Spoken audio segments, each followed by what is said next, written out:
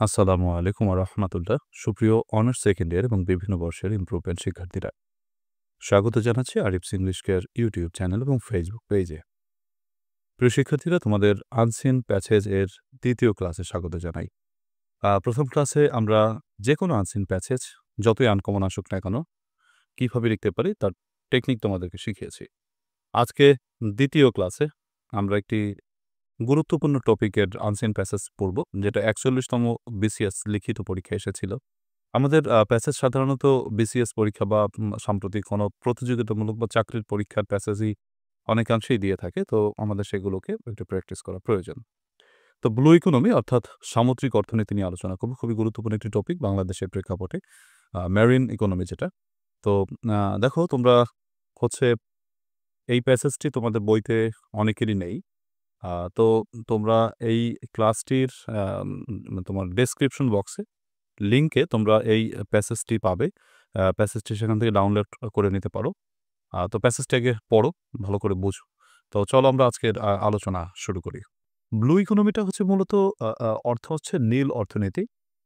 সাগরের যে নীল পরিবেশ, নীলাভ জল, মূলত তুমি বলতে পারো এর সাথে যে সম্পৃক্ত অর্থনীতিটা এটাই হচ্ছে নীল অর্থনীতি বা সামুদ্রিক অর্থনীতি যেটাকে বলা হয়। সমুদ্র অর্থনীতির সাথে যেভাবে কানেক্টেড থাকে, যে সম্পৃক্ততা, সেটাই মূলত আমরা বলতে পারি ব্লু ইকোনমি বা তোমার নীল অর্থনীতি, সামুদ্রিক অর্থনীতি। বাংলাদেশ সম্প্রতি মায়ানমারের সাথে বা অনেক আগে, সম্প্রতি বলা যায় না, বেশ আগেই মায়ানমারের সাথে ব্লু ইকোনমিতে আমরা সমুদ্র সীমা জয় করেছি। তো সেই বিষয়টাকে হাইলাইট করাটা আমাদের এই প্যাসেজের অনেকটা লক্ষ্যর সাথে সাথে এই ব্লু ইকোনমি কিভাবে আমাদেরকে বুস্ট আপ করা যেতে পারে, আমরা করতে পারি, বা এই ব্লু ইকোনমির মাধ্যমে আমরা কিভাবে দেশের অর্থনীতিকে আরও বেশি প্রবৃদ্ধি করতে পারি সেটা নিয়ে আলোচনা করব। দেখো প্যাসেজটা একবার বাংলা একটু পড়িয়ে দেওয়ার চেষ্টা করছি, তোমরা খেয়াল করো। Blue economy can play a significant role. Blue economy একটি গুরুত্বপূর্ণ ভূমিকা পালন করতে পারে। সিগনিফিক্যান্ট মানে গুরুত্বপূর্ণ। আচ্ছা, ইন ইরাডিকেশন অফ পোভার্টি, দারিদ্র্য দূরীকরণে, কন্ট্রিবিউটিং টু, যেটা অবদান রাখতে পারে, ফুড অ্যান্ড নিউট্রিশন সিকিউরিটি, খাদ্য এবং পুষ্টি নিরাপত্তায়, mitigation and adaptation of climate change, জলবায়ু পরিবর্তন কমানো এবং এর সাথে খাপ খাইয়ে নেওয়ার ক্ষেত্রে অবদান রাখতে পারে, and generation of sustainable and inclusive livelihood, টেকসই এবং সমন্বিত জীবিকা উৎপাদনের ক্ষেত্রে ভূমিকা রাখতে পারে এই ব্লু ইকোনমি। তাহলে প্রথমে আমরা ব্লু ইকোনমির সুবিধাগুলো আলোচনা হলো। এখানে যদি প্রশ্ন করে যে ব্লু ইকোনমির সুবিধাগুলো কি কি, সেগুলো আমরা প্রথম লাইন থেকে কিন্তু উত্তরটা লিখে দিতে পারি। দেয়ারফর, সুতরাং ব্লু ইকোনমি রিকোয়ার্স, ব্লু ইকোনমিতে প্রয়োজন ব্যালেন্সড অ্যাপ্রোচ, একটি সমন্বিত বা ভারসাম্যযুক্ত প্রচেষ্টা বিটুইন কনজারভেশন, সংরক্ষণের মধ্যে, ডেভেলপমেন্ট, উন্নয়নের মধ্যে, and utilisation of marine and coastal ecosystems, সামুদ্রিক এবং সমুদ্র উপকূলবর্তী বাস্তুতন্ত্রের, অল ওশনিক রিসোর্সেস, সকল মহাসাগরীয় সম্পদের মধ্যে সমন্বয় সাধন করা দরকার, অ্যান্ড সার্ভিসেস, সেবা প্রয়োজন, with a view to enhancing value, যার লক্ষ্য হলো এনহ্যান্স মানে বৃদ্ধি করা, ভ্যালু মানে মূল্যবোধ, অ্যান্ড জেনারেটস উৎপাদন করা, ডিসেন্ট এমপ্লয়মেন্ট, তাৎক্ষণিক তোমার কি এমপ্লয়মেন্ট, কর্মসংস্থান। আচ্ছা, এরপর দেখো কি রয়েছে, অ্যান্ড সিকিউরস, এবং যেটা নিশ্চিত করবে প্রোডাক্টিভ মেরিন ইকোনমি, উৎপাদনশীল বা ফলপ্রসূ সামুদ্রিক অর্থনীতি, and economy and healthy marine ecosystem, এবং স্বাস্থ্যবান বা স্বাস্থ্যময় সামুদ্রিক অর্থনীতি। প্রাইমারিলি, প্রথমত, আচ্ছা, blue economy should have adequate focus. Blue economy বা এই নীল অর্থনীতির ফোকাস থাকা উচিত বা তার মনোযোগ থাকা উচিত অন ওয়েলবিং, কল্যাণের ক্ষেত্রে বা কল্যাণের উপর, অ্যান্ড লিভলিহুড অফ পিপল, মানুষের জীবিকার উপর। সেকেন্ডলি, দ্বিতীয়ত, এঙ্গেজমেন্টস বিটুইন কান্ট্রিজ, দেশের মধ্যে সংশ্লিষ্টতা, অ্যান্ড স্টেক হোল্ডার্স, এবং সংশ্লিষ্ট মহলের সাথে সম্পৃক্ততা অন ব্লু ইকোনমি নীল অর্থনীতির উপর শুড বি বেসড অন সেটা মানে ভিত্তি করে দাঁড়িয়ে থাকা উচিত on the principles of mutual trust পারস্পরিক বিশ্বাসের উপর অ্যান্ড রেসপেক্ট সম্মানের উপর ইকুইটেবল মিউচুয়াল বেনিফিট সমান পারস্পরিক সুবিধার উপর অ্যান্ড শেয়ারিং অফ বেনিফিটস তোমার সুবিধার আদান প্রদানের উপর টু সিকিউর নিশ্চিত করতে সাস্টেইনড অ্যান্ড বেনিফিশিয়াল আউটকাম টেকসই এবং উপকারী ফলাফল পেতে of all ocean centric enterprises সকল সমুদ্র কেন্দ্রিক সুবিধা পেতে। প্যাসেজটা অনেকের মাথার উপর দিয়ে যেতে পারে, স্বাভাবিক একটু কঠিন প্যাসেজ, মানে অনেকের কাছে লাগতেই পারে। আসলে এই টপিকটা একটু মোটামুটি আনকমন, কঠিনও বটে। ইট is needless to say that, এটা বলার অপেক্ষা রাখে না যে for most of the developing states, অধিকাংশ উন্নয়নশীল রাষ্ট্রের জন্য, পার্টিকুলারলি ফর বাংলাদেশ, বিশেষ করে বাংলাদেশের জন্য, making transition to blue economic world, নীল অর্থনীতির জগতে পরিবর্তন হয়ে যাওয়াটা, এনটেইল, তাদের প্রয়োজন রয়েছে ফান্ডামেন্টাল অ্যান্ড সিস্টেমেটিক চেঞ্জেস, মৌলিক এবং পদ্ধতিগত পরিবর্তন ইন দেয়ার পলিসি, তাদের নীতিমালায়, ম্যানেজমেন্ট ব্যবস্থাপনায় অ্যান্ড গভর্নেন্স এবং অর্থনীতিতে। আচ্ছা, এখানে গভর্নেন্স মানে অর্থনীতি বা শাসন কাঠামো, এখানে শাসন কাঠামো বলা যায়, ফ্রেমওয়ার্কস আছে, তাহলে শাসন কাঠামোতে পরিবর্তন প্রয়োজন। ইট উইল অলসো নেসেসিয়েট, এই ব্লু ইকোনমিতে আরও প্রয়োজন হবে, the identification of various marine economic functions, বিভিন্ন রকমের সামুদ্রিক অর্থনৈতিক কার্যাবলীকে চিহ্নিতকরণ। বিকজ, কারণ মেরিন ফাংশনস, মেরিটাইম ফাংশনস অর্থাৎ সামুদ্রিক কার্যাবলী in the context of blue economy, নীল অর্থনীতির ক্ষেত্রে, are not related to economic sectors only, এই সামুদ্রিক অর্থনীতি শুধু অর্থনীতির সাথে সম্পৃক্ত নয়। বাংলা অর্থটা লেখা আছে, তোমরা অবশ্য স্ক্রিনশট দিয়ে নিতে পারো বোঝার জন্য। আচ্ছা, বিকজ মেরিটাইম, আচ্ছা গেল sectors only, they cover the relevant maritime value chains, তারা অন্যান্য সংশ্লিষ্ট দিকের সাথেও মানে জাস্ট সংশ্লিষ্ট মানে সম্পৃক্ত রয়েছে, ইনক্লুডিং ব্যাকওয়ার্ড অ্যান্ড ফরওয়ার্ড লিঙ্কেজেস, যার সাথে রয়েছে সম্মুখ এবং পিছনের সংযোগ।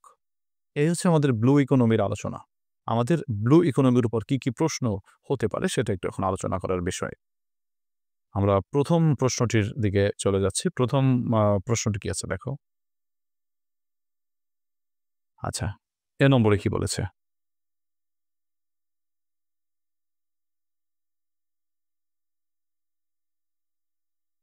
What is blue economy? Blue economy কি? তাহলে প্রশ্নটির আনসার করার জন্য আমরা প্রথমে লিখে নেব আনসার টু দ্য কোশ্চেন নং। আনসার টু দ্য কোশ্চেন নং 1, এটা লিখে আমরা প্রথমে এদাক লিখব, এদাক, তারপরে এর যে রোমান সংখ্যার 1 এর উত্তর, তারপরে সেটা আমরা মাঝখানে লিখলে ভালো হয়। আচ্ছা, তো শুরু করছি। প্রথমে কি বলেছে যে what is blue economy? Blue economy কি? তাহলে আমি সাবজেক্টটা লিখছি। সাবজেক্ট হচ্ছে ব্লু ইকোনমি। আচ্ছা, blue economy is, blue economy হলো মেরিন ইকোনমি, মানে সামুদ্রিক অর্থনীতি। আচ্ছা, এর পরের প্রশ্নটি বলেছে হাউ ক্যান ইট হেল্প? এটা কিভাবে সাহায্য করতে পারে? তাহলে প্যাসেজ থেকে আমরা লিখতে পারি যে ইট can play A significant role in eradication of poverty, contributing to food and nutrition security, mitigation and adaptation of climate change, and generation of sustainable and inclusive livelihood. তাহলে এই যে আমার উত্তর, আগে আমি লিখে নেব ইট লিখে নিলাম, তারপর আমরা উত্তরটা বসিয়ে দিলাম। It can play a significant role, এটা আর কি। আশা করি প্রশ্নের উত্তরটি বুঝতে পেরেছ। তারপরে 2 নম্বরে কি বলেছে? 2 নম্বরে বলেছে what does blue economy need to enhance? Blue ইকোনমিকে এনহ্যান্স করার জন্য কি কি জিনিস প্রয়োজন বা কি কি রিকোয়ার করে? আমরা ডাজের পর থেকে যদি লেখা শুরু করি তাহলে আমরা লিখব ব্লু ইকোনমি নিড থেকে নিডস। তোমরা নিয়ম জানো তো। ব্লু ইকোনমি নিডস, ব্লু ইকোনমিতে দরকার, কি দরকার? To enhance. আচ্ছা, টু এনহ্যান্স পরে বাদ দেই। ব্লু ইকোনমি নিডস, আমরা প্যাসেজে নিশ্চয়ই আছে যে ব্লু ইকোনমি রিকোয়ার্স, যে রিকোয়ার্স মানে প্রয়োজন, নিডস মানে প্রয়োজন। তাহলে এখান থেকে উত্তরটা করা যেতে পারে a balanced approach between conservation, development and utilisation of marine and coastal ecosystems, all oceanic resources and services with a view to enhancing value and generates decent employment and secures productive marine economy and health marine ecosystem. অনেক বড় একটি line, যেহেতু প্রশ্নে বলেছে আমাদের প্রশ্নে দেওয়া আছে, তাই আমরা উত্তর করলাম। উত্তর যথার্থভাবে করতে হবে। এরপরে ৩ নম্বর প্রশ্নটি কি বলেছে? ৩ নম্বর প্রশ্নটি বলেছে how can blue economy be boosted up? কিভাবে ব্লু ইকোনমিকে বুস্ট আপ করা যায়, মানে উন্নত করা যায়, সেটা আমাদের প্যাসেজের শেষের দিকে আমরা উত্তরটা পেতে পারি। আচ্ছা, চলো একটু প্যাসেজ দিয়ে খুঁজে বের করা যাক। মানে কিভাবে বুস্ট আপ করা যেতে পারে এটাকে। আচ্ছা, ব্লু ইকোনমিকে আমরা কিভাবে বুস্ট আপ করতে পারি? আচ্ছা, এইখান থেকে যদি আমরা লিখি যে primarily blue economy should have adequate focus on well-being and livelihood of, এটা লিখতে পারি, অথবা আচ্ছা এখান থেকে it is needless to say that most of the developing states, particularly for Bangladesh, making transition to blue economy world entail fundamental and systematic changes in the policy, management and governance frameworks. It will also necessitate the identification, এটাও লিখতে পারি, এতে প্রয়োজন। তাহলে আমরা এখান থেকে যদি বলি যে it is needless to say না বলে আমরা যদি এটা বলি যে টু বুস্ট আপ, আচ্ছা, to boost up blue economy, নীল অর্থনীতিকে বুস্ট আপ করতে হলে তারপরে এটা আমরা যদি লিখি তাহলে উত্তরটা হয়ে যায়। সুপ্রিয় পরীক্ষার্থীরা, তোমরা আশা করি বুঝতে পেরেছ। এবার চলে যাব আমাদের বি দাগে। বি দাগে কি বলেছে দেখো। বি দাগ, এই যে বি দাগ, what are the main idea and what are the supporting ideas. তাহলে এখানে বি দাগের উত্তরটা আমরা এভাবে করব। প্রথমে একটা বক্স করব আমরা, বক্সটা করব এরকম করে। তো প্রথম বক্সে আমরা লিখব মেইন আইডিয়া, আর তারপর লিখব সাপোর্টিং আইডিয়াস। তাহলে মেইন আইডিয়াটা আমাদের মূল আলোচ্য বিষয়। এই প্যাসেজের মূল আইডিয়াটা কি? মূল আইডিয়াটা হচ্ছে ব্লু ইকোনমি অথবা সিগনিফিক্যান্স অফ ব্লু ইকোনমি, মানে নীল অর্থনীতির তোমার গুরুত্ব। একটি হার্ড টপিক আমার কাছে মনে হচ্ছে, অনেকের বুঝতে কষ্ট হলেও এটা আসলে একটু বোঝা উচিত। এনিওয়ে, তো লেখছি কি লিখতে পারি আমরা, যে দ্য সিগনিফিক্যান্স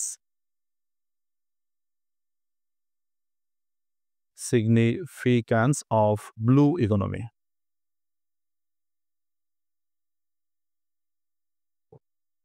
গেল। এবার সাপোর্টিং আইডিয়াগুলো দেখো, প্যাসেজ থেকে একটু টোকাই আমরা, মানে লিখি যে blue economy can play a significant role in the eradication of poverty. এই পর্যন্ত লিখলাম। একটা প্রথম আইডিয়াটা আছে, এটি আমাদের দারিদ্র্য কমানোর ক্ষেত্রে ভূমিকা রাখতে পারে। এটা হচ্ছে দ্য ফার্স্ট থিং, প্রথম তথ্য। আমরা রোমান সংখ্যা দিয়ে লিখলাম। আচ্ছা, 2 নম্বরে আমরা কি লিখতে পারি দেখো। ব্লু ইকোনমি আর কি করতে পারে, বা ব্লু ইকোনমি সম্পর্কে কি তথ্য দেওয়া যায়, যে blue economy requires a balanced approach between conservation, development and utilization of marine and coastal ecosystems. এটুকু আমি লিখতে পারি। এটা হচ্ছে 2 নম্বর আমারই। আচ্ছা, বিটা বড় হাতের দিয়ে দিলাম, ফুল স্টপ। এরপরে 3 নম্বর আইডিয়া আমি লিখব, আর একটা আইডিয়া প্যাসেজ থেকে। টোটাল 4টা আইডিয়া লিখলেই হয়। আচ্ছা, এখান থেকে যদি নেই যে blue economy should have educate focus on wellbeing and livelihood of people, এই একটা নিলাম ফোকাস। শেষের দিকে একটা লিখতে পারি যে তোমার, আচ্ছা কোনটা, এখান থেকে লিখতে পারি যে for most of the developing states, particularly Bangladesh, making transition to blue economy world entail fundamental and systematic changes in their policy, government। এতগুলো লেখা যাবে না, তাহলে একটু ছোট তা লিখতে হবে যে it will also necessitate the identification of various maritime economic functions। এটা লিখতে পারি, এটা হয়। তাহলে it will না বলে আমরা বলবো ব্লু ইকোনমি, তাই তো? আমরা ব্লু ইকোনমি বলতে পারি, এটার জায়গায় লিখবো blue economy. will also necessitate the identification of various maritime economic। আচ্ছা, গেল। এই হচ্ছে তোমার মেইন আইডিয়া, সাপোর্টিং আইডিয়া। সুপ্রিয় পরীক্ষার্থীরা, এবার সিদাকে দেখি। সিদাকে আমাদের চাইবো ওয়ার্ড মিনিং। আমি এটা আগে লিখে রেখেছি তোমাদেরকে সহজে বোঝানোর জন্য, কারণ সময় তো বেশি নেই। সিগনিফিক্যান্ট মানে হচ্ছে গুরুত্বপূর্ণ। তুমি ওয়ার্ড মিনিং বলতে পারো ইম্পর্ট্যান্ট। সিগনিফিক্যান্টে বাক্য রচনা করো। Reading news paper is significant. সংবাদপত্র পাঠ করা গুরুত্বপূর্ণ। মিটিগেশন মানে হচ্ছে দূরীকরণ, এলিফিয়েশন দূরীকরণ বা ইরেডিকেশন বা রিমুভাল অনেক কিছু হতে পারে। যেমন the government has vote to the mitigation of poverty, সরকার দারিদ্র্য দূরীকরণের ক্ষেত্রে উদ্দেশ্য ধারণ করেছেন। ওশনিক সামুদ্রিক সিনোনিম বা ওয়ার্ড মিনিং লেখা যায় মেরিন সামুদ্রিক। We have to utilise oceanic resources, আমাদের সামুদ্রিক সম্পদকে সঠিক ব্যবহার করতে হবে। এডুকুয়েট পর্যাপ্ত, এনাফ পর্যাপ্ত। I do not have adequate time to meet with you, তোমার সাথে দেখা করার মতো পর্যাপ্ত সময় আমার নেই। নেসেসিয়েট প্রয়োজন, নিড প্রয়োজন। হি নেসেসিয়েটেড দ্য মানি, তার টাকার প্রয়োজন ছিল। রেলেভেন্ট প্রাসঙ্গিক, রিলেটেড সম্পৃক্ত বা প্রাসঙ্গিক। My friend did the relevant work, আমার বন্ধু প্রাসঙ্গিক কাজটি করেছিল। মেরিটাইম সামুদ্রিক, ওশনিক সামুদ্রিক। We should utilize maritime resources, আমাদের সামুদ্রিক সম্পদকে ব্যবহার করা উচিত। রাইট এ সামারি, সামারি লেখার জন্য আমরা কি করি, প্রথমত আমরা একটা ডিদাক্ত লিখব, ডি লিখে আমরা একটা শিরোনাম দেব। আর শিরোনামটা হচ্ছে আমাদের যে মেইন আইডিটা ছিল, এটা হচ্ছে আমার শিরোনাম, the significance of blue economy, এটা হচ্ছে আমার শিরোনাম। তারপরে আমি বাম পাশে লিখব সামারি, এরপরে আমরা লিখব দ্য প্যাসেজ বা দ্য টেক্সট ডিলস উইথ, আলোচনা করেছে, কি আলোচনা করেছে, the significance of blue economy, blue ইকোনমির সিগনিফিক্যান্স নিয়ে আলোচনা করছে। এরপর আমাদের যে 4টি সাপোর্টিং আইডিয়া লিখেছিলাম, এই 4টি সাপোর্টিং আইডিয়াকে আমি একটা প্যারা বানিয়ে, মানে এক প্যারায় জাস্ট একটা প্যারাগ্রাফ লিখব, তাহলে আমার সামারিটা হয়ে যাবে, একটি উৎকৃষ্ট মানের সামারি হয়ে যাবে। আশা করি তোমরা বুঝতে পেরেছ। অত প্যাসেজ যত কঠিন আসুক না কেন, এই টেকনিকগুলো থাকলে আমাদের কোনো সমস্যা ইনশাল্লাহ নেই। সুপ্রিয় শিক্ষার্থীরা, তোমরা শেষ মুহূর্তে যারা প্রস্তুতি নিচ্ছ, যাদের এতদিন তেমন পড়াশোনা হয়নি, তোমরা অনেকে হয়তো এলোমেলো আছো যে কীভাবে পড়াশোনা করবো, তাদের জন্য বলবো তোমরা অতি সত্বর আমার যে অনলাইন প্রাইভেট ব্যাচটা রয়েছে, শেষ মুহূর্তের প্রস্তুতি ব্যাচ, তোমাদেরকে শুরু করেছি। আমাদের হাতে হচ্ছে আমরা 1.5 মাস সময় রেখে শুরু করেছি। সেটা যদি তুমি 1 মাসের জন্যও করতে পারো, আমি নিশ্চিতভাবে তোমাকে গ্যারান্টি দিয়ে বলবো অবশ্যই তুমি পাশ করে যাবে। পাশের দায়িত্বটা বলা চলে আমার, সিদ্ধান্তটা তোমার, তুমি পাশ করতে চাও কি না। তোমরা অনার্স সেকেন্ড ইয়ারে পাশ করতে হলে মূলত গ্রামাটিক্যাল পার্টে বিশেষ গুরুত্ব প্রয়োজন হয়, গ্রামারটাই হচ্ছে মেইন জায়গা। তো আমাদের অনলাইন ব্যাচ সম্পর্কে তোমরা যারা তথ্য জানতে চাও, তোমাদেরকে একটু তথ্য জানাতে চাই। সেটা হচ্ছে আমাদের ক্লাস হয় হচ্ছে ফেসবুকে গ্রুপে, প্রাইভেট গ্রুপে, স্মার্ট বোর্ডে। সপ্তাহে আমরা 6 দিনই এখন ক্লাস নিচ্ছি, প্রতিদিনই ক্লাস নিচ্ছি। একদিন বন্ধ থাকছে আর 6 দিনই আমরা ক্লাসটা নিচ্ছি, যেহেতু তোমাদের 2 তারিখে পরীক্ষা। প্রতিদিন যা পড়ানো হয় তার উপর ক্লাস টেস্ট নেওয়া হয়ে থাকে। তারপরে তুমি মনে করো, ধরো যে কয়েকটা ক্লাস তুমি মিস করেছো, এখন হয়তো ভর্তি হলে তুমি 3 থেকে 4টি ক্লাস মিস করবে, বা 5-6টা ক্লাস যদি মিসও করো তুমি, তাহলে কি হবে, তুমি মনে করো এই ক্লাসগুলো রেকর্ডেড থাকবে, তুমি দেখে নিতে পারবে। হয়তো প্রতিদিন রাত 9টায় ক্লাস হয়, তুমি হচ্ছে সকালে বা তার আগে দিনের ভাগে যে কোনো সময় সেই রেকর্ড, মানে লাইভ ক্লাসটা যেহেতু রেকর্ডেড থাকে, তুমি তোমার মতো করে নিতে পারবে। আচ্ছা, তো আমি যদি তোমাদেরকে আমার অনলাইন ব্যাচের মানে কোর্স প্ল্যানটা একটু বলি। যেমন মনে করো এখানে দেখতে পাচ্ছ আমরা কি করি, প্রত্যেকটি ক্লাসে আমরা ধরো একটা জায়গা পড়া দেই, মানে রাইটিং পার্ট বা মেমোরাইজিং পার্ট পড়া দিই। এই যে পড়াটা আমি দেই, এই পড়া প্লাস হচ্ছে ওই দিন যে জিনিসটা পড়ালাম, মানে ক্লাসে আমরা যে জিনিসটা পড়িয়ে দিলাম, গ্রামার বা তোমার রাইটিং পার্ট যাই হোক না কেন, সেগুলোর সবগুলো মিলিয়ে পরের দিন একটা ক্লাস টেস্ট প্রথমে হয়, তারপর আমাদের মূলত আলোচনা বা আমাদের ক্লাস শুরু হয়। তো এই ক্লাস টেস্টটা তোমার অত্যন্ত কার্যকরী একটা বিষয়। তোমরা যারা মনে করো একা একা বাসায় বই পড়ছো, হয়তো দেখা যায় কি, বা আমার যারা ফেসবুক বা ইউটিউবে রেকর্ডেড ক্লাসগুলো করছো, স্ক্রিনের মাধ্যমে যে রেকর্ডেড ক্লাসগুলো নিচ্ছি বা দিচ্ছি, যেমন এই ভিডিওর মতো ক্লাসগুলো যেমন করছো তোমরা, এতে কিন্তু রেগুলারিটি থাকে না, বা আমার ক্লাসগুলো হয়তো আমি নিয়মিত দেইও না। তো এই লাইভ ক্লাসগুলোতে হয় কি, যে নিয়মিত থাকা যায়, নিয়মিত চর্চায় থাকা যায়। প্রতিদিন যে ক্লাস টেস্টটা থাকে, এই ক্লাস টেস্টটা যদি তুমি প্রতিদিন পড়ো বা পড়া করে আমাকে ক্লাস টেস্টে পার্টিসিপেট করো ব্যাচে লাইফে, তাহলে কি হবে, যে প্রতিদিনের পড়াটা তোমার প্রতিদিন কমপ্লিট হয়ে যাচ্ছে। যেমন বিশেষ করে রাইটিং পার্ট, গ্রামার পার্ট, এই বিষয়গুলো তো তোমার শেষ হয়ে যাচ্ছে। তাছাড়া তুমি মনে করো প্রতিদিন আমি যে আইটেমগুলো পড়াচ্ছি, ধরো এগুলো তোমার প্ল্যান করা আছে, সব ক্লাসই প্ল্যান করা আছে, আমি 35টি ক্লাসের মধ্যে সব শেষ করতে পারবো ইনশাআল্লাহ। তবে আমরা ক্লাস 40+ পাবো, যেহেতু প্রতিদিন ক্লাস করাচ্ছি, সপ্তাহে আমরা প্রতিদিনই ক্লাস করাচ্ছি। তো সেক্ষেত্রে মানে 6 দিন যেহেতু সেটা প্রতিদিনই বলা যায়। তো সেই ক্ষেত্রে তোমার কোর্সটা খুব সুন্দরভাবে ইনশাআল্লাহ কমপ্লিট হয়ে যাবে। তো সেই এই যে মনে করো প্রতিদিনের পড়ালেখার যে একটা রেগুলারিটি সেটা কিন্তু থাকছে এবং তুমি একটা নিয়মের মধ্যে থেকে তোমার কোর্সটিকে কমপ্লিট করতে পারছো।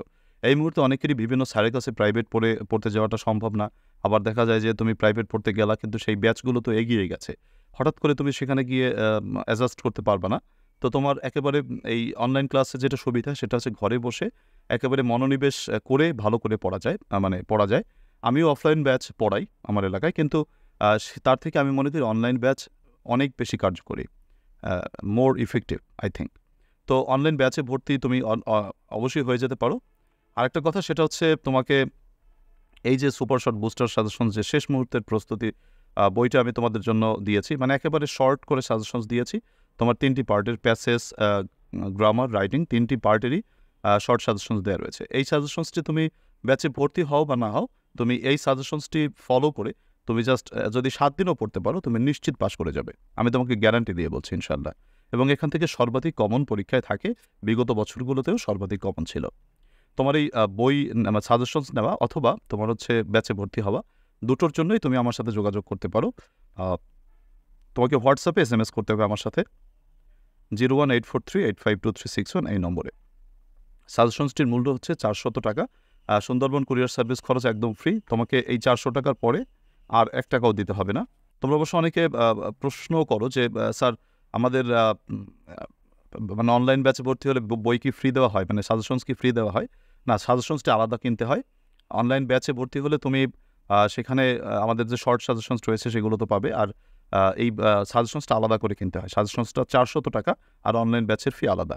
অনলাইন বেশি ফি না। তোমরা যোগাযোগ করো হোয়াটসঅ্যাপে। তোমাদের জাস্ট নামমাত্র অল্প কিছু শেষ সময়ে জাস্ট 35+ ক্লাসের জন্য তোমাদের সাশ্রয়ী মূল্যেই তোমাদের অনলাইন ব্যাচে ভর্তি দেওয়া হচ্ছে। তো তোমরা অতি সত্বর এই নম্বরে হোয়াটসঅ্যাপে SMS করে যোগাযোগ করতে পারো। সুপ্রিয় শিক্ষার্থীরা, আশা করি আজকের ক্লাসটি তোমরা বুঝতে পেরেছো। তোমাদের কাছে আমার অনুরোধ থাকবে তোমরা অনুগ্রহ করে ক্লাসটিকে একটু শেয়ার করে দিও।